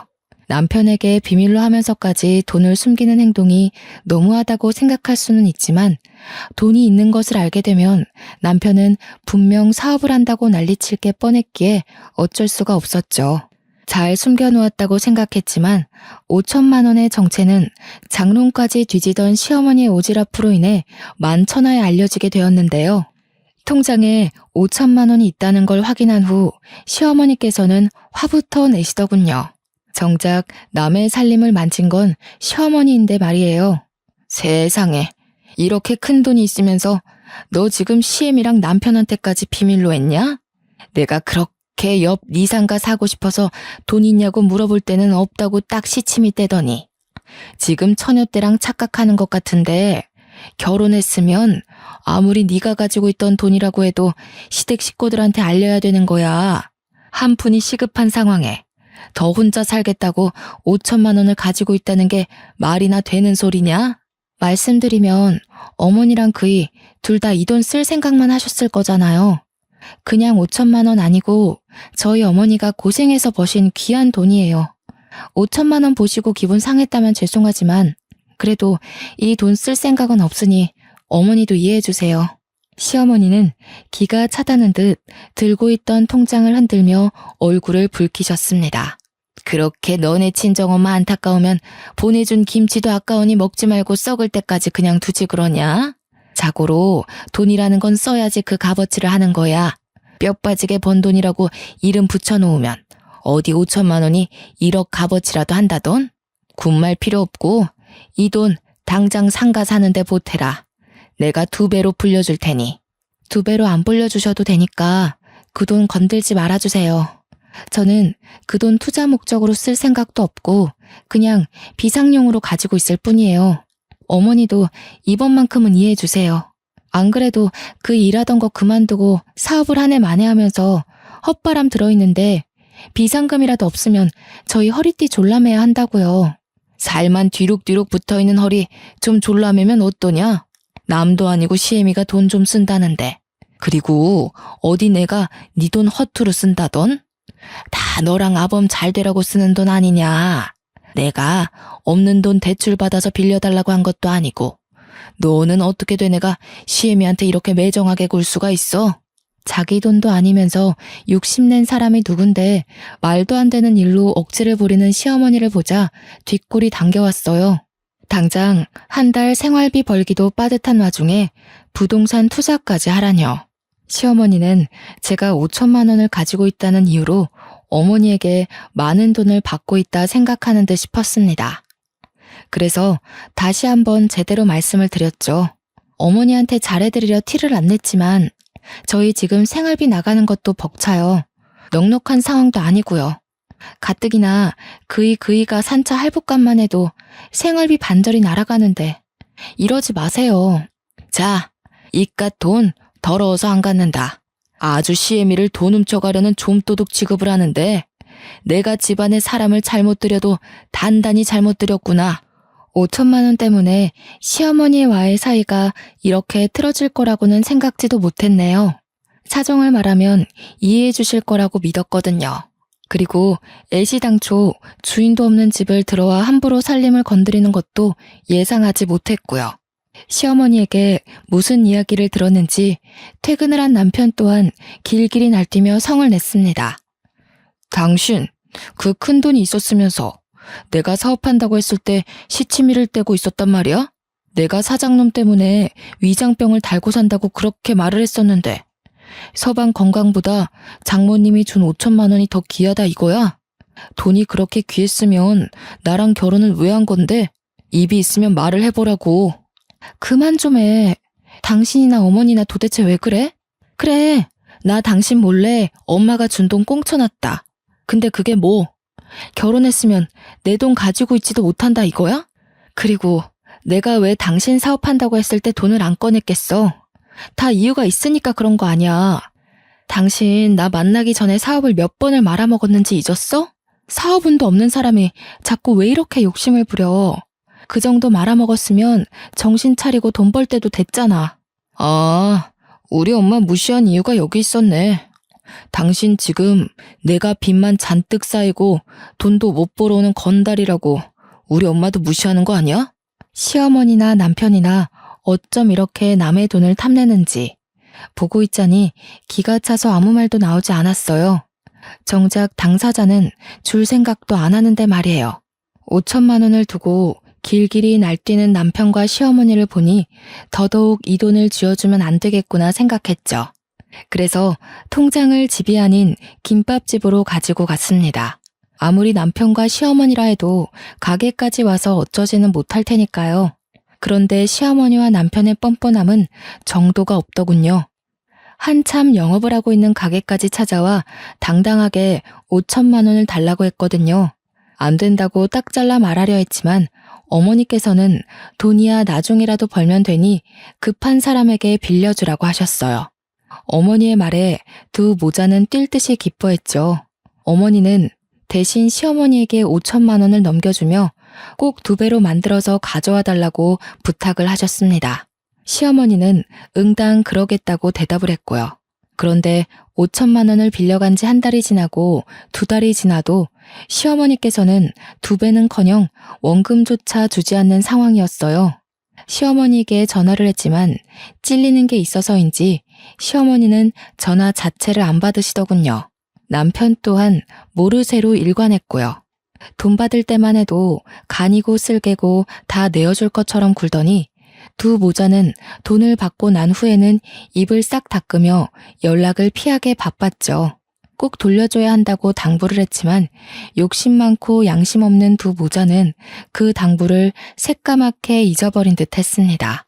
그래서 친정 오빠에게 도움을 청했네요. 이대로 가다가는 5천만 원이 공중에 날아가 버릴 것 같았거든요. 사정을 말하자 오빠는 불같이 화를 내며 당장 시어머니가 운영하는 부동산으로 찾아갔어요. 시어머니께서는 현재의 개인적인 사정 때문에 5천만 원을 못 돌려준다고 하면서 가족 이야기를 들먹거리더군요. 고작 돈 때문에 가족끼리 사이가 틀어지면 되겠냐고요. 그러면서 그냥 좋게 좋게 넘어가자는 말까지 했습니다. 가족 간의 정이 중요했으면 애초에 능력밖에 돈을 빌리면 안 되는 거잖아요. 오빠가 부동산에 있던 물건이라도 부술 것처럼 나오니 시어머니는 그제서야 돈의 출처를 밝혔네요. 얘기를 들어보니 부동산에 투자를 했다는 말은 다 거짓말이었습니다. 5천만 원 중 2천만 원은 호주로 유학 중인 시누이에게 남은 돈은 자신의 차를 바꾸는 데 쓴 것이었죠. 남의 돈으로 자신의 사리사욕을 채울 생각을 하는 시어머니를 도통 이해할 수 없었어요. 시치미를 뚝 떼고 있다가 풍채 좋고 험상궂게 생긴 오빠가 나서서야 사과를 하는 시어머니를 보니 더 이상 결혼 생활을 이어갈 수 없다는 생각까지 들었고요. 그래서 남편에게 이혼 이야기를 꺼내게 되었는데요. 정작 이혼을 결심했을 때 남편은 쓰러져 계시던 어머니를 업고 병원까지 갔더군요. 이혼을 막아달라 찾아간 가게에서 쓰러진 어머니를 발견한 것이었죠. 이유가 어찌되었건 어머니는 남편 덕분에 위험한 고비를 넘겼기고 이번만큼은 넘어가기로 마음을 먹었습니다. 5천만 원에 대한 양심의 가책 때문인지 결혼 후 가게 근처에도 얼씬거리지 않던 남편은 짬이 나는 대로 가게를 찾아와 일손을 덜어주었어요. 돈독이 올랐던 남편이 밉기는 했지만 태어난 지 얼마 되지 않은 어머니는 집에서 요양을 해야 했기에 앞에서 알랑거리는 남편의 행동을 눈감을 수밖에 없었네요. 도대체 어머니가 가게를 쉬는 건 어떻게 알았는지 혼자 가게를 열게 된 당일 아침 시어머니는 가게 문을 벌컥 여시더군요. 예, 아범한테 사부인 얘기는 들었다. 뇌졸중 때문에 쓰러지셨다며? 한평생 쉬지도 못하고 일만 하셨으면 그럴 만도 하다. 사부인께서도 이제 쉴 때도 되셨지. 사부인 그만두면 제일 먼저 이 가게가 공실이 될 텐데. 아무튼 정든 가게라고 해도 먹고 살 궁리는 해야지. 보니까 아파트가 들어서인지 이 동네 상가 가격이 많이 올랐더구나. 못해도 2배는 더 받을 수 있겠어. 지금 당장은 아쉽겠지만 가게는 당장 팔아서 돈부터 마련하고 김밥 장사는 어디서 다시 시작할지 같이 알아보자꾸나. 몇 억이 올라도 이 가게는 절대 안 팔 거예요. 어머니, 저도 가게랑 같이 보낸 세월 때문에 이렇게 안 파는 거 아니에요. 만약에 이 가게 2배 오른 가격으로 팔아버리고 다른 곳에서 김밥 장사 다시 했다고 쳐요. 근데 새로 장사하는 곳에서 여기만큼 매출 안 나오면요? 저는요, 괜히 눈앞에 있는 금덩이 때문에 위험천만한 도박 같은 거 안 하고 싶어요. 그러니까 어머니도 괜한 소리 하지 마시고 되도록 저번에 빌려드렸던 5천만 원 빨리 갚아주세요. 친정엄마도 아프신 마당에 저도 더 이상은 어머니 사정 못 받으려요. 너는 시애미가 굶어 죽게 생겼다는데 5천만 원 갚으라는 얘기가 나오던? 아무리 시댁이라지만 너는 정말 너무한 거 아니냐? 내가 네 돈 떼먹고 도망간 것도 아니고 맨날 할 줄 아는 거야. 김밥 많은 게 없으니 이리 돈 벌 줄을 모르지. 벽 보고 얘기한다고 해도 너랑 얘기하는 것보다는 나을 게다. 뭘 알아들어야 얘기를 하던 말던 하지. 다행히도 시어머니는 전처럼 막무가내로 굴지는 않았습니다. 스스로도 5천만 원 때문에 걸리는 게 있으셨던 것이죠. 시어머니가 돌아가신 후 가게 안은 여느 때와 마찬가지로 손님들이 넘쳐났어요. 평소와 다르지는 않았지만 어머니 없이 가게를 혼자 운영하려니 힘이 붙이더라고요. 마침 철물점 장사가 안 돼 쉬고 있는 남편이 생각나더군요. 일도 없는데 혼자서 놀게 두는 것보다 옆에서 일을 돕게 하면 좋을 거잖아요. 그래서 남편을 불렀죠. 다행히 남편과 호흡이 잘 맞았기에 큰 무리 없이 일을 할 수 있었네요. 제가 김밥을 마는 동안 남편은 손님들에게 반찬과 물을 가져다 주었고 손님이 가신 후에는 테이블까지 깨끗하게 정리해 주었어요. 어머니와 일할 때와 비교하면 당연히 부족하기는 했지만 그래도 남편과 호흡이 척척 맞았기 때문에 힘든 줄 모르고 일할 수 있었는걸요. 남편 또한 철물점에서 일할 때보다 돈이 더 잘 벌린다며 기뻐했고요. 수익이 늘어나자 욕심이 생긴 저희 부부는 영업시간을 더 늘리기까지 했는데요. 일하는 시간이 늘어나다 보니 손목이 버티지 못하고 고장이 났어요. 손목이 망가지면 일 자체를 할 수 없기에 가게를 접고 당장 병원부터 달려갔죠. 예상한 대로 병원에서는 손목을 많이 사용하여 인대가 늘어났다고 하더라고요. 의사는 손목이 더 악화될 수 있으니 조심하라는 말까지 했습니다. 하지만 당장 먹고 살기 위해서 아예 가게 문을 닫을 수는 없었어요.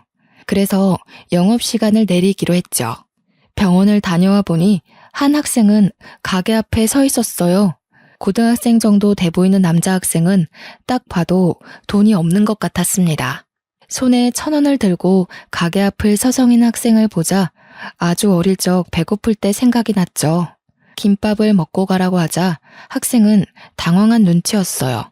계속 사양하는 학생을 데리고 가 김밥을 주자 감사하다며 인사까지 하더군요.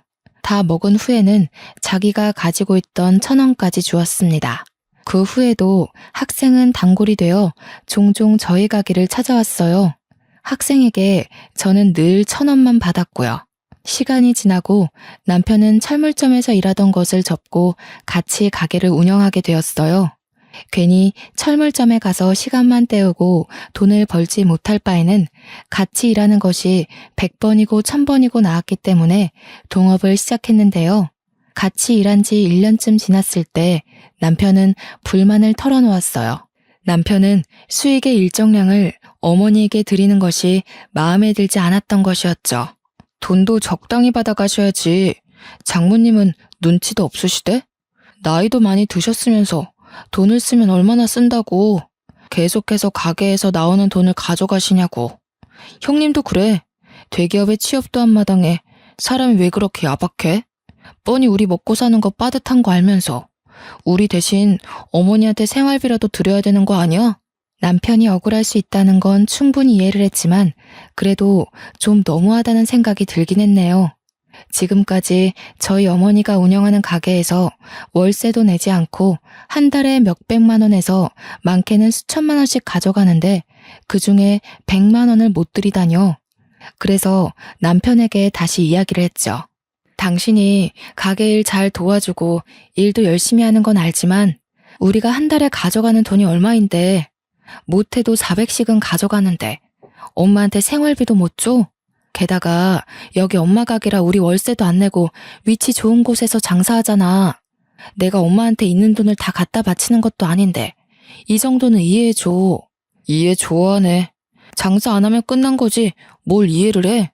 그리고 막말로 우리가 가게 영업 안 했으면 어디 이 가게 손님이라도 왔겠어? 바로 팔이 꼬이고 말지. 우리가 장모님한테 돈을 드리는 게 아니라 장모님이 우리한테 돈을 줘야 하는 거라고. 어머니 아니었으면 우리 지금도 당신이 벌어오는 쥐꼬리만한 월급 가지고 입에 풀칠도 못하고 살았어. 제발 양심이라는 게 있어봐. 내가 치사해서 이런 말까진 안 하려고 했는데 어머니 아직도 빌려간 5천만 원 다 안 갚으셨잖아. 5천만 원 이야기가 나오자 남편은 몹시 언짢아 했어요. 그러면서 어머니는 혼자 사시니 낡은 빌라로 이사를 와도 상관없지 않냐는 말까지 했죠. 애초에 그 아파트는 오빠가 결혼 후 어머니와 같이 살기 위해 구매한 집이었어요. 처음부터 어머니를 모시고 살지도 않는 제가 그 아파트를 탐낼 권리 같은 건 없었던 거였죠. 남편과 냉전을 한 후였어요. 동네 주민들을 통해서 학교가 없어진다는 이야기를 듣게 되었죠. 아무리 근처 회사를 다니는 직장인들이 많이 온다고 해도 대부분의 수입은 학교를 다니는 학생들의 지갑에서 나왔기 때문에 걱정부터 되더군요. 학교가 없어진다면 자연스럽게 매출부터 줄어들게 될 테니까요. 엎친 데 덮친 격으로 어머니가 살고 있는 아파트 또한 부실 공사로 인해 말이 많이 나왔네요. 사소한 것이라면 넘어가겠지만 아파트는 거실이며 침실이며 가릴 것 없이 천장에서 물이 떨어졌기 때문에 그냥 넘어갈 수 있는 일이 아니었어요. 인부를 불러 수리를 해보기도 했지만 여전히 천장에서는 물이 새어나왔습니다. 상황이 이렇다 보니 저희는 급하게 이사를 결정하게 되었고요. 걱정으로 발만 동동 구르고 있을 때 시어머니는 자진해서 나서더니 자신이 좋은 아파트를 소개해주겠다고 말을 했는데요. 아무리 가족이지만 시어머니에게 오빠와 어머니가 살 아파트를 맡기고 싶지는 않았어요. 5천만 원도 탐내던 분이 더 큰 돈을 탐내실 게 당연한 거잖아요. 그래서 시어머니 몰래 다른 중개인을 찾아다니며 집을 팔려고 했습니다. 하지만 집안에 누수 문제가 있다 보니 아파트를 내놓는 것은 쉽지 않은 일이었어요. 일이 이렇다 보니 어쩔 수 없이 시어머니에게 도움을 청할 수밖에 없었네요. 시어머니는 자신이 비싼 값에 아파트를 팔아 좋은 아파트로 이사를 갈 수 있게 도와준다며 호언장담을 하셨어요. 그런데 시어머니는 저희의 기대를 저버리지 않는 분이셨답니다. 아파트는 물론 가게까지 홀랑 날려먹었거든요. 당장 알거지로 쫓겨나게 생긴 상황 때문인지 어머니께서는 자리에서 일어나지도 못하셨어요. 너무나 갑작스럽게 닥친 일에 저희 남매 또한 넋놓고 망연자실할 수밖에 없었고요. 하물며 오빠는 결혼까지 앞두고 있었기에 상실감을 이루 말할 수가 없었겠죠.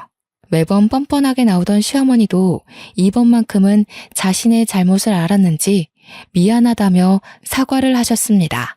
사기당한 상가 건물과 아파트 또한 자신이 찾아놓겠다며 호언장담을 하셨죠.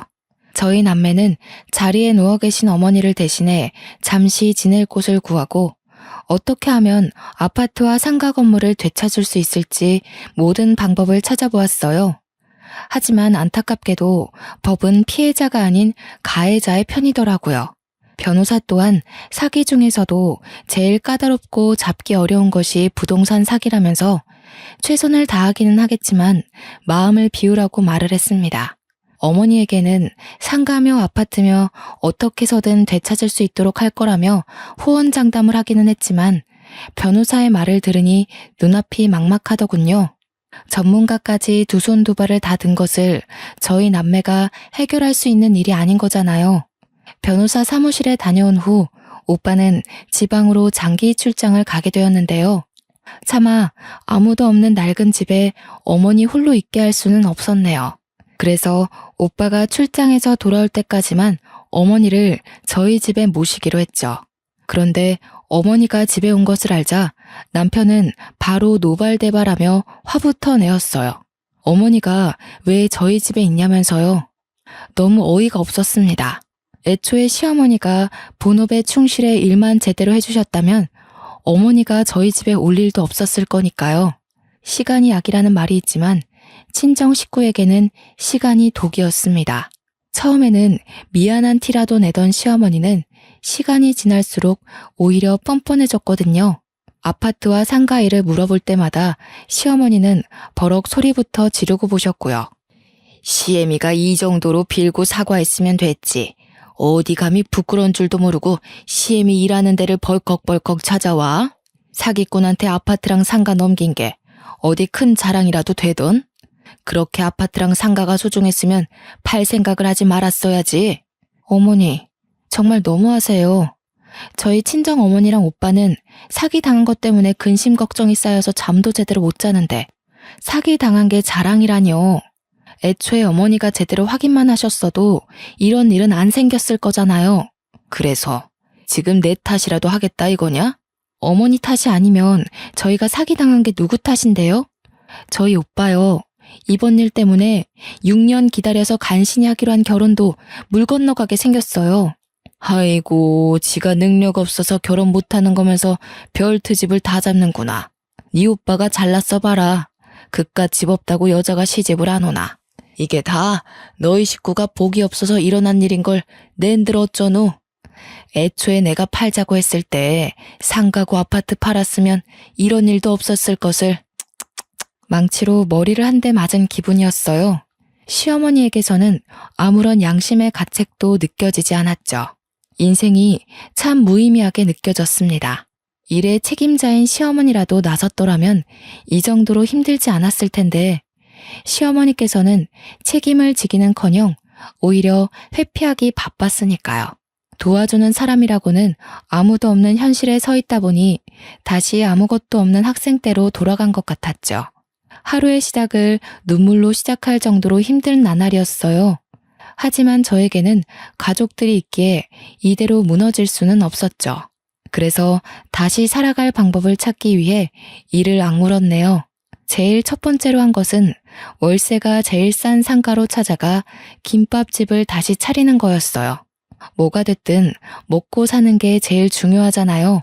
매출이 안 나와 월세도 내지 못하면 어떡하나 걱정을 하기는 했지만 같은 동네로 이전을 해서인지 마을 단골 손님들은 다시 저희 가게를 찾아와 주셨어요. 덕분에 이전과 같은 수입이 나와 입에 풀칠을 할 수 있었습니다. 그렇지만 문제는 역시 일손이 부족하다는 거였어요. 남편에게 다시 도와달라고 말을 했지만 남편은 들은 채도 안 하더군요. 그러더니 동네에서 제일 목 좋기로 소문난 곳에 편의점을 차리기까지 했어요. 물어보니 자신의 이름으로 대출을 받아 어렵게 차린 거라면서 건들 생각은 하지도 말라며 으름장부터 놓았고요. 도둑놈을 대하듯 무자비한 남편의 행동은 상처가 되어 가슴에 꽂혔어요. 아무리 돈이 급해도 남편에게 손 벌릴 생각은 없었으니까요. 단지 바라는 것이 있다면 시간이 날 때 김밥집의 일손을 돕는 거였는데 말이에요. 남편은 편의점만 인수하면 그 누구보다 일을 열심히 할 거라고 호언장담을 했는데요. 사람은 쉽게 변하지 않았어요. 편의점을 열은 후 남편은 친구들과 어울려 놀기 바빴는걸요. 사장이 된 기념이라면서요. 시어머니 또한 남편과 별반 다르지 않았습니다. 유학을 마치고 돌아온 시누이의 맞선 자리를 알아보기 바빴거든요. 남들이 탐내는 사짜 집안의 시누이를 시집 보내고 싶었던 시어머니의 열정은 정말 대단했습니다. 하지만 시누이는 그런 시어머니의 열정을 가뿐히 지려밟았네요. 한국에 들어온 지 3달도 안 돼 시누이는 결혼할 사람이 있다며 시어머니에게 소개를 해주었는데요. 부잣집 자제일 거란 시어머니의 기대와 달리 시누이가 선택한 사람은 지극히 평범한 집안의 남자였어요. 더 놀라운 것은 시누이가 찜한 신랑감이 저희 가게를 자주 찾아오던 학생이었다는 것이었습니다. 시어머니는 법대를 다니고 있는 학생이 마음에 안 드는지 대놓고 시누이를 구박하기 시작했죠. 남자 보는 눈 좀 높이라고 비싼 돈까지 발라가며 다른 나라 보내놨더니 고작 데리고 온 놈이 이것밖에 안 돼? 너 이렇게 별 볼 일 없는 놈 만날 거면 그동안 내가 너한테 쏟은 돈 다 토해내고 아예 애미 없는 셈 치고 살아. 집안이 무슨 상관이야? 서로 사랑하고 사람 건실하면 결혼해도 되는 거 아니야? 엄마가 뭘 잘 몰라서 그러는데 이 사람 법대생이야. 졸업하면 변호사도 될 수 있다고. 이 정도면 신랑감으로 괜찮은 거잖아. 시누이의 반항에 시어머니는 시뻘개진 얼굴로 단골 손님에게 삿대질을 했어요. 보기 거북했던 저와 시누이가 말리려고 했지만 시어머니는 그럴수록 더욱더 단골 손님을 나무랐죠. 사랑만 있으면 어디 하늘에서 돈이라도 뚝 떨어지던? 요즘은 사방에 널린 게 변호사여서 줄이라도 잘못 탔다가는 치킨집 배달하는 것보다도 돈을 더 적게 번다는데 하물며 변호사도 아닌 법대생이라니 정신 차려 이거사. 어디 사랑만 있으면 하늘에서 돈이 뚝 떨어진다던? 성소부 일하는 홀어머니에 나이 30 먹도록 모아놓은 돈이라고는 꼴랑 2천만 원 있는 게 다인데 도대체 무슨 결혼을 하겠다는 거야? 기껏 돈 들여놨더니 남자 뒷바라지 하겠다고. 시어머니 따라 청소부 짓 하면 지금까지 손꼽으라져가며 키운 네 애미는 아주 좋아서 장수하겠다. 네 애미 단명하는 꼴 보기 싫으면 군말 말고 당장 헤어져. 아무리 사익감으로 성에 안 차도 그렇지 사람이 있는데도 불구하고 대놓고 망신을 주다니. 시어머니 행동을 이해할 수가 없었어요. 몰상식한 시어머니 행동을 보니 단골 손님과 시누이의 결혼이 무산된 것이 오히려 다행이라는 생각도 들었고요. 어차피 결혼해봤자 시어머니는 사소한 것도 꼬투리를 잡아서 내쫓을 게 뻔하잖아요. 시누이는 계속해서 학생과 만나고 싶어하는 눈치였지만 시어머니가 계속해서 시누이를 감시하고 있었기 때문에 시누이가 학생을 다시 만나는 것은 불가능한 일이었어요. 시누이와 시어머니는 한동안 학생으로 인해 사이가 틀어져 있었는데요. 시누이가 맞선을 통해 만난 의사와 잘 돼가자 시어머니는 언제 그랬냐는 듯이 안색을 싹 바꾸면서 입을 해벌쭉하면서 좋아했습니다. 의사 사위가 생긴다고 말이에요. 그 후 학생은 다시 저희 가게의 단골 손님이 되었어요. 학생은 자신이 개인적인 일 때문에 동네를 떠난 사이에 가게가 사라져 당황했었는데 이렇게 다시 보니 너무 반갑다고 했고요. 학생은 오래 알고 지내던 사이같이 편안했죠. 나이에 상관없이 친구처럼 친근하게 느껴졌고요. 그래서 학생에게는 가족들에게도 털어놓지 못한 고민과 걱정 같은 것도 털어놓게 되었어요. 학생은 부족한 일손을 도와주기도 하면서 항상 저의 이야기를 경청해 주었습니다. 그러면서 조언 또한 아끼지 않았죠. 시어머니 때문에 가지고 있던 아파트와 상가를 날려 그냥저냥 참고 결혼 생활을 지속 중이라고 말하자 학생은 이혼을 하든 안 하든 시어머니와 남편이 폭언을 할 때면 꼭 녹음을 해놓으라고 하더군요. 이혼할 때 꼭 도움이 될 거라면서 말이에요. 생각해보니 맞는 말이었어요. 이혼을 할지 안 할지 모르지만 그래도 증거를 가지고 있는 것이 유리한 거니까요. 그래서 남편이 폭언을 하는 것도 시어머니가 저희 가족들을 헐뜯는 것도 남김없이 다 녹음을 했죠. 쏟아지는 시어머니와 남편의 폭언을 듣자 하니 이럴 거면 왜 결혼을 했을까 하는 회의감이 들더군요. 더군다나 마지막 희망 같았던 아파트와 상가까지 사기로 날아간 탓에 한숨은 나날이 깊어만 갔고요. 얼굴에 얼마나 근심한 티가 났는지 오랜만에 가게를 온 옆집 아줌마가 걱정을 한 정도였죠. 걱정을 하는 옆집 아줌마에게 그동안 있었던 일을 털어놓았는데요. 이야기를 듣던 아줌마는 깜짝 놀라 펄쩍 뛰기까지 하셨네요. 아니 세댁, 무슨 말을 하는 거야? 세댁 시모가 아파트랑 상가 팔아서 돈 많이 벌었다고 얼마나 자랑을 했는데 동네 사람들 다 아는 이야기를 세댁이 모르는 게 말이 돼? 시모가 말 안 했어? 네? 그게 무슨 말씀이세요? 분명 어머니가 사기당해서 아파트며 상가며 달렸다고 말씀하셨는데? 옆집 아줌마는 질린다는 식으로 시어머니에 대한 험담을 하셨어요.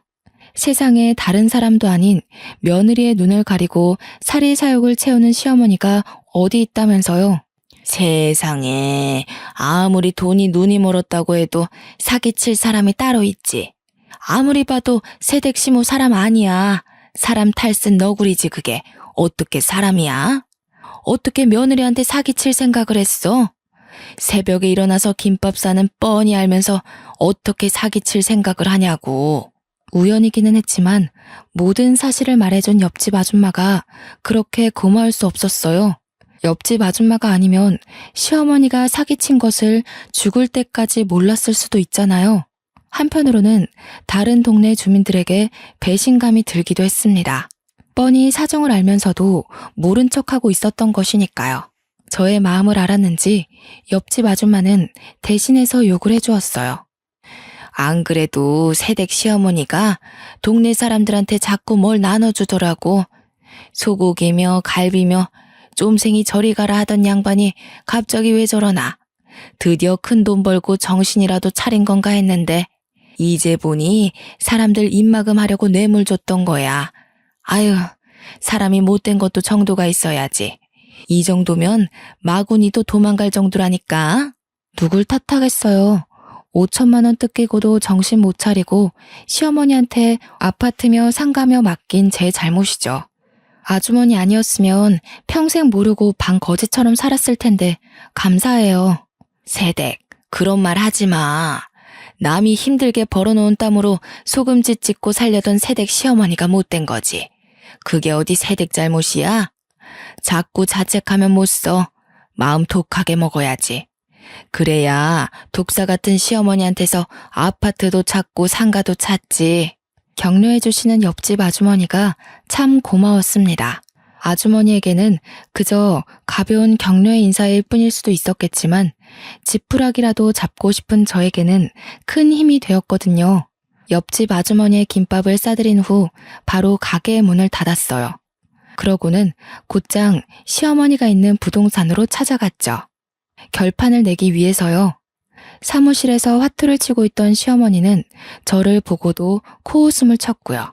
아이고, 돈 버느라 쇠가 빠진 우리 며느님이 여기는 무슨 일로 행차를 다 했네. 장가도 못 가는 오빠랑 병든 닭마냥 픽픽 쓰러지는 친정엄마 입에 밥이라도 넣어주려면 뼈 빠지게 일해야 할 텐데. 어디 김밥 팔아서 이번 생에 건물이나 제대로 올릴 수 있겠어? 어머니, 저희 그이 결혼 허락한 것도 저희 상가 갖고 싶어서 그런 거죠? 그게 아니면 죽기 전까지 싸운 저를 며느리로 받아들일 이유가 없으셨잖아요. 어머니 말씀대로 변호사도 배굶고 사는 세상에 김밥 말아서 밥 벌어먹고 사는 며느리 뭐가 그렇게 마음에 들어서 결혼을 허락했겠어요? 그래, 너희 상가가 하도 탐이 나서 아들 팔아서 결혼시켰다. 근데 그럼 뭐하냐? 한번 먹어보지도 못하고 남의 손에 홀랑 넘어가 버렸는데. 쓸데없는 소리 하지 말고 우리 아들이랑 계속 같이 살고 싶으면 가서 김밥이나 말아라. 아무리 남의 떡이 탐난다 해도 그렇지. 어떻게 다른 사람도 아니고 며느리 등쳐먹을 생각을 하셨어요? 남의 집 떡으로 잔치 벌일 생각도 하시고 어머니 참 대단하세요. 더 길게 말해봤자 제 입만 아플 테니까 지금 말할게요. 어머니가 가져가신 아파트랑 상가 당장 내놓으세요. 아무리 어머니가 밉다고 해도 제 손으로 시어머니 콩밥 먹이고 싶지는 않아요. 그러니까 더 감정 상하기 전에 어머니가 팔아넘긴 아파트랑 상가 다시 돌려주세요. 아파트와 상가 이야기가 나오자 시어머니는 들고 있던 화투패를 떨어뜨리시더군요. 제가 알 줄은 몰랐던 모양이었어요.